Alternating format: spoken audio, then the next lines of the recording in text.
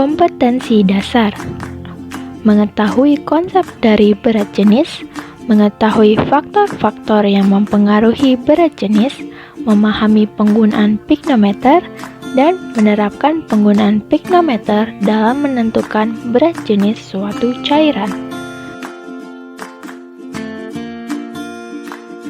Pengetahuan tentang berat jenis dalam sebuah praktikum sangat penting, mengingat bahwa pengetahuan tentang berat jenis akan selalu kita butuhkan dan selalu kita gunakan dalam praktikum lanjutan atau dalam pengaplikasiannya di dalam penelitian. Penting untuk membedakan antara kerapatan dan berat jenis atau bobot jenis. Kerapatan adalah massa per satuan volume, yaitu massa zat per satuan volume. Sifat ini merupakan salah satu sifat fisika yang paling sederhana dan sekaligus merupakan salah satu sifat fisika yang paling definitif. Dengan demikian, dapat digunakan untuk menentukan kemurnian suatu zat. Hubungan antara massa dan volume tidak hanya menunjukkan ukuran dan bobot molekul suatu komponen, tetapi juga gaya-gaya yang mempengaruhi sifat karakteristik pemadatan atau packing characteristic.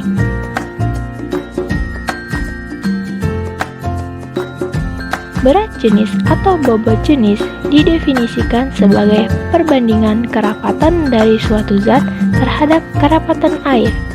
Harga kedua zat itu ditentukan pada temperatur yang sama. Berat jenis dapat ditentukan dengan menggunakan berbagai tipe piknometer, neraca, Mohr-Westphal, hidrometer, dan alat-alat lain. Penetapan berat jenis biasanya dilakukan terhadap zat atau senyawa yang berbentuk cair. Untuk itu, sebelum dijelaskan lebih jauh tentang berat jenis, maka lebih baik kita mengenal sifat dari zat cair tersebut. Adapun sifat dari zat cair antara lain: 1. Bentuk mengikuti tempat dan volumenya tetap. 2.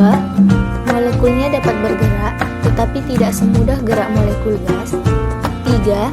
Jarak partikelnya lebih dekat daripada gas sehingga lebih sukar dimanfaatkan. 4. Dapat diuapkan dengan memerlukan energi. Penggunaan berat jenis.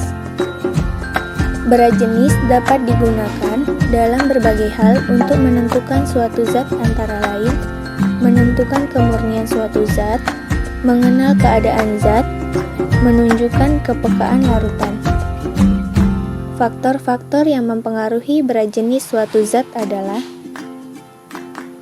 yang pertama, temperatur, di mana pada suhu yang tinggi, senyawa yang diukur berat jenisnya dapat menguap, sehingga dapat mempengaruhi berat jenisnya.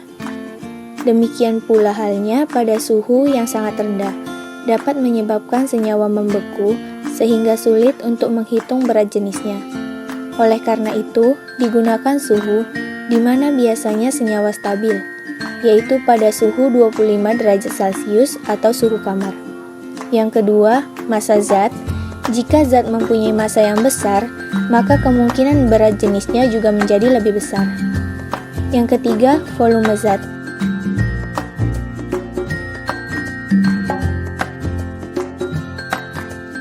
Piknometer. Piknometer adalah alat laboratorium yang digunakan untuk menentukan massa jenis suatu zat padat atau cairan. Piknometer biasanya terbuat dari kaca dan pada bagian tengah tutupnya terdapat pipa kapiler sehingga gelembung udara dapat lolos dari alat tersebut. Percobaan menentukan kerapatan dan bobot jenis.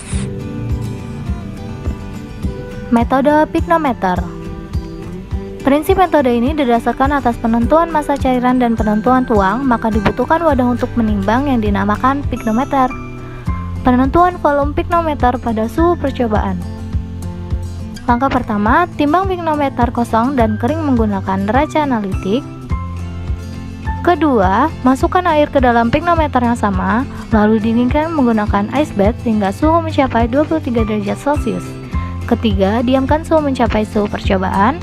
Setelah itu, diamkan kembali hingga suhu ruang dan ditimbang. 4. Setelah penimbangan, maka didapatkan data berupa 1. Bobot piknometer kosong sama dengan A dalam gram. 2. Bobot piknometer plus air sama dengan B dalam gram. 3. Bobot air sama dengan B dikurang A dalam gram. 4. Kerapatan sama dengan massa jenis air. 5. Setelah data diperoleh, maka volume piknometer ditentukan dengan menggunakan persamaan volume sama dengan bobot air dalam gram per kerapatan air.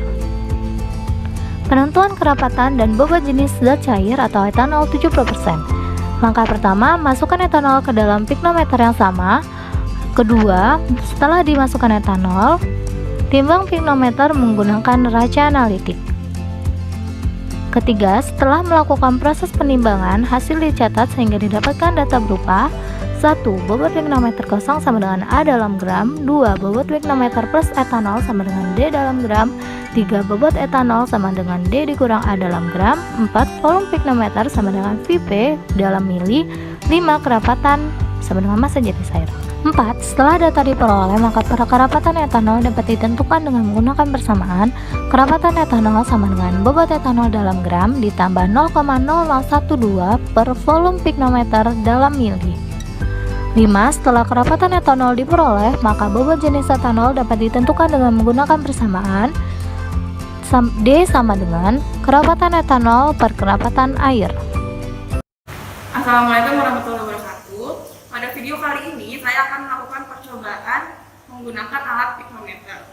Apa sih fungsi dari alat piknometer ini? Fungsinya yaitu untuk mengukur kerapatan pada zat cair. Nah, piknometer ini memiliki dua bagian. Yang pertama ada tutup piknometer dan yang kedua ada badan piknometer. Pada tutup piknometer ini memiliki saluran kapiler yang berfungsi untuk mengeluarkan udara pada cairan. Sedangkan badan piknometer ini sebagai wadah untuk mengukur zat cair yang akan digunakan. Nah, piknometer ini memiliki berbagai ukuran. Ukurannya itu ada yang 10 mili, 25 mili, 50 mili, dan 100 mili. Pada praktikum kali ini, saya menggunakan piknometer yang berukuran 10 mili.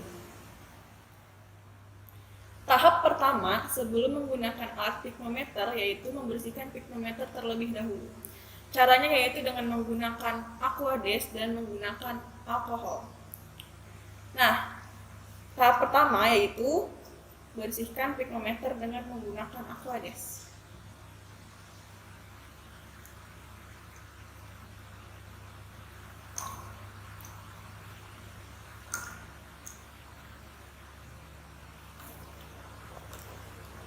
Setelah itu, buang aquades ke dalam gelas limbah. Nah, setelah menggunakan aquades, tahap selanjutnya yaitu dengan menggunakan alkohol.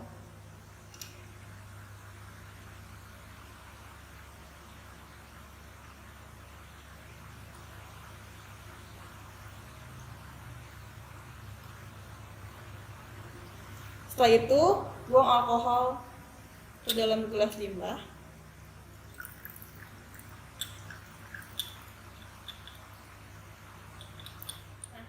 Setelah piknometer dibilas dengan menggunakan aquades dan alkohol, sebaiknya piknometer diposisikan terbalik agar piknometer cepat mengering. Dan setelah piknometer mengering, piknometer dapat digunakan pada praktikum selanjutnya. Nah, tahap selanjutnya setelah piknometer dibersihkan yaitu menimbang bobot piknometer kosong. Sebelum menggunakan raca analitik, sebaiknya raca analitik dibersihkan terlebih dahulu.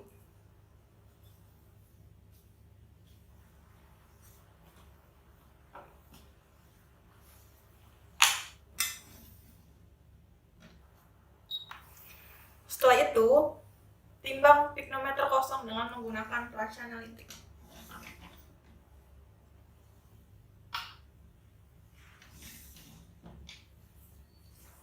Lalu catat hasil yang didapat.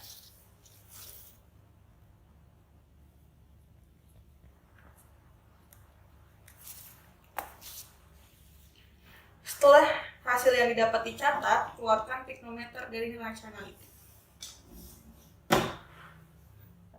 Pada praktikum kali ini kita menggunakan dua jenis sampel yang berbeda.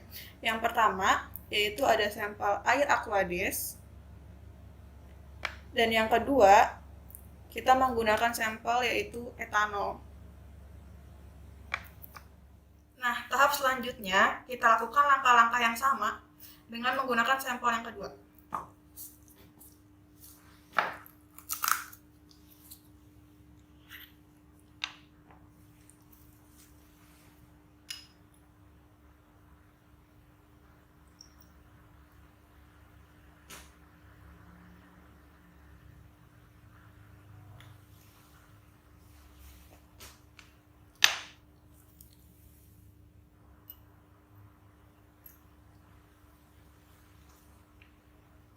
Setelah itu, bersihkan pignometer dengan menggunakan tisu sampai pignometer kering.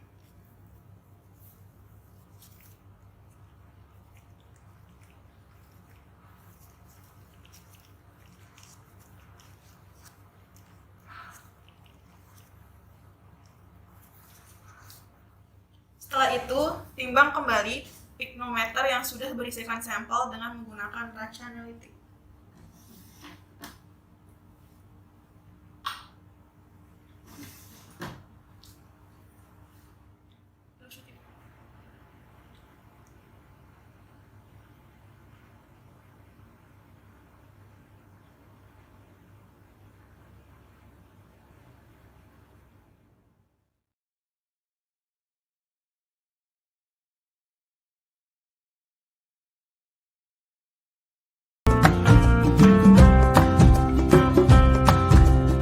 Perawatan pignometer. Agar pignometer dapat digunakan secara maksimal dan akurat, maka perlu dilakukan perawatan. Salah satu perawatan pignometer yaitu dilakukan kalibrasi. Tujuan dilakukan kalibrasi adalah untuk menjaga agar alat pignometer dapat terjamin keakuratannya. Sebelum digunakan sebaiknya pignometer dikalibrasi terlebih dahulu untuk mendapatkan hasil dengan ketelitian yang tinggi.